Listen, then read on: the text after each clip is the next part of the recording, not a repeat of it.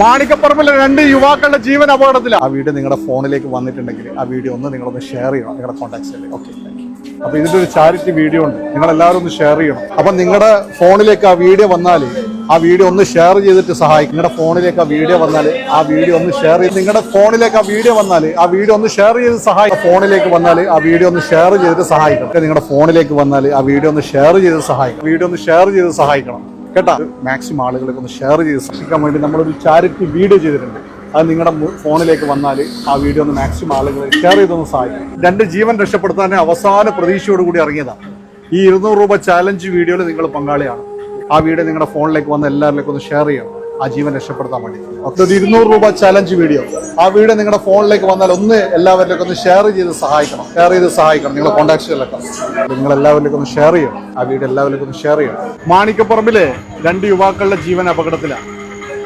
ഒരു 200 രൂപ ചാലഞ്ചിന്റെ charity video ചെയ്തിട്ടുണ്ട്. ആ വീഡിയോ നിങ്ങളുടെ ഫോണുകളിലേക്ക് വന്നാൽ നിങ്ങളുടെ എല്ലാ കോൺടാക്ട്സുകളിലേക്ക് ആ വീഡിയോ ഒന്ന് ഷെയർ ചെയ്ത് പരമാവധി 200 രൂപ ചാലഞ്ച് ഒരു 10,000 പേരിലേക്ക് എത്തിക്കാനുള്ള ഒരു സംവിധാനം ഉണ്ടാക്കി തരണം. മാണിക്കപ്പറമ്പിലെ 2 യുവാക്കളുടെ ജീവൻ അപകടത്തിലാണ്. ആ വീഡിയോ നിങ്ങളുടെ ഫോണിലേക്ക് വന്നാൽ ആ വീഡിയോ ഒന്ന് എല്ലാവരിലേക്കും ഒന്ന് ഷെയർ ചെയ്ത് സഹായിക്കണേ. എത്രയും പെട്ടെന്ന് സർജറി നടന്നില്ലെങ്കിൽ ആ 2 ജീവനും മരണത്തിലേക്ക് പോകാനുള്ള സാധ്യത ഏറെയാണ്. അതുകൊണ്ട് നിങ്ങളോട് റിക്വസ്റ്റ് ചെയ്യാണ്, ആ വീഡിയോ നിങ്ങളുടെ മുന്നിലേക്ക് വന്നാൽ ആ വീഡിയോ നിങ്ങളുടെ എല്ലാ കോൺടാക്ട്സുകളിലേക്ക് ഒന്ന് ഷെയർ ചെയ്ത് എന്തെങ്കിലും ഒരു ഭാഗം ഒന്ന് സഹായിക്കണം.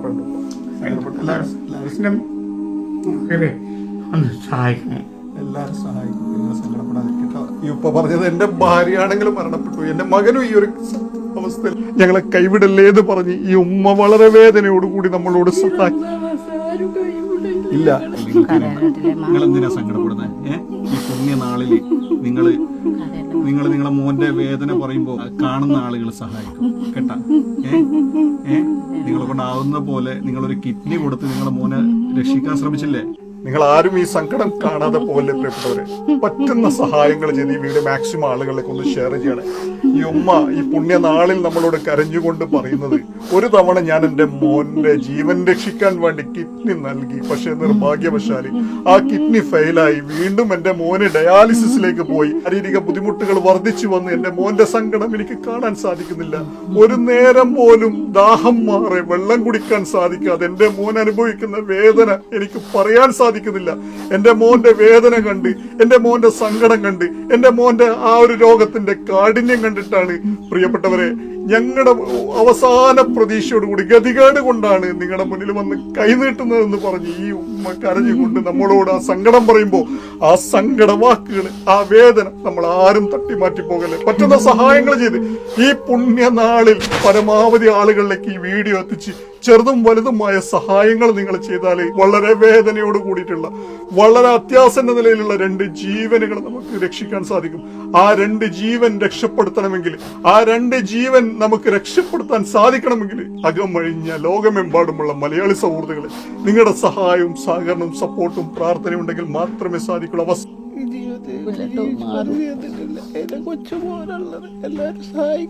ഈ പുണ്യ റമളാൻ നാളിൽ നിങ്ങളൊന്ന് സഹായിച്ചാൽ നമുക്ക് രക്ഷിക്കാൻ സാധിക്കുന്നത് 2 ജീവനുകളാണ് പ്രിയപ്പെട്ടവരെ.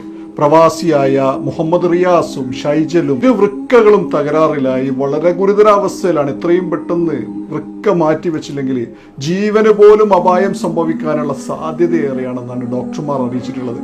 റിയാസിന്റെ വീട്ടില് 3 കിഡ്നി രോഗികളായിരുന്നു. ഉമ്മ കിഡ്നി രോഗം കാരണം മരണപ്പെട്ടു.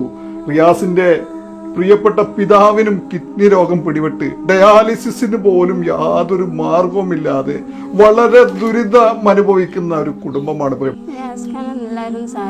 ആഴ്ചയിൽ 3 ദിവസം ഡയാലിസിസ് ചെയ്ത് ജീവൻ നിലനിർത്തി മുന്നോട്ട് പോവുകയാണ്. വളരെ ഗുരുതരാവസ്ഥയിലായതുകൊണ്ട് ഇനി മുന്നോട്ട് ഡയാലിസിസ് പോലും ചെയ്ത് മുന്നോട്ട് അധികം പോകാൻ സാധിക്കാത്ത അത്രയും ശാരീരിക ബുദ്ധിമുട്ടായതുകൊണ്ടാണ് അവസാന പ്രതീക്ഷയോടുകൂടി ഗതികേട് കൊണ്ട് നിങ്ങളുടെ മുന്നിൽ വന്ന് കൈകൂപ്പിക്കൊണ്ട് ഈ ഒരു സഹായ അഭ്യർത്ഥന നടന്നത്. ഈ പിതാവ് ഇവിടെ വന്നപ്പോ നമ്മളോട് പറഞ്ഞത് ഡയാലിസിസിന് പോലും യാതൊരു മാർഗവും ഇല്ല, വല്ലാത്തൊരു പ്രയാസത്തില. ഞാനും എൻ്റെ മകനും വേദന ഈ പുണ്യ റമദാൻ നാളിൽ നമ്മൾ ആരും കാണാതെയും കേൾക്കാതെയും മറ്റുള്ള ആളുകൾക്ക് ഷെയർ ചെയ്യാതെയും പോകരുതേ പ്രിയപ്പെട്ടവരെ. വളരെ ഗുരുതരാവസ്ഥയാണ്. ഏറ്റവും അർഹതപ്പെട്ട കുടുംബമാണ്, സകാത്തിന് അർഹതപ്പെട്ട കുടുംബമാണ് പ്രിയപ്പെട്ടവരെ. പറ്റുന്ന സഹായങ്ങൾ ചെയ്ത് ഈ പ്രിയപ്പെട്ട 2 സഹോദരങ്ങളെ ഒന്ന് ചേർത്ത് പിടിക്കണേ. അവസാന സ്റ്റേജിലാണ്. ഫിസ്റ്റുല ഘടിപ്പിച്ച് ശരീരത്തിന്റെ പല ഭാഗങ്ങളിലും ഡയാലിസിസ് ചെയ്ത് ജീവൻ നിലനിർത്തുന്നുണ്ടെങ്കിലും അവസാന സ്റ്റേജിലാണ്. ഇനി ഡയാലിസിസുമായി മുന്നോട്ട് പോകാൻ സാധിക്കില്ല.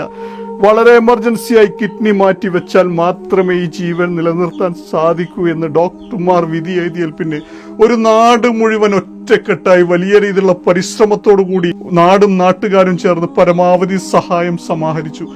ഈ ഒരു 70 ലക്ഷം രൂപയിലേക്ക് എത്താനുള്ള സംവിധാനമില്ലാത്തത് കൊണ്ടാണ് പ്രിയപ്പെട്ടവർ അവസാന പ്രതീക്ഷയോടുകൂടി ലോകമെമ്പാടുമുള്ള മലയാളി സൗഹൃദങ്ങളുടെ മുന്നിലേക്ക് വന്ന് കൈകൂപ്പിക്കൊണ്ട് ഈ ഒരു സഹായ അഭ്യർത്ഥന നിങ്ങളുടെ മുന്നിലേക്ക് കൊണ്ടുവരുന്നത്.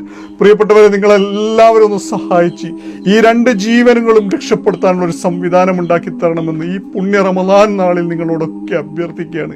2 ജീവനുകളും അപകടത്തിലാണ്.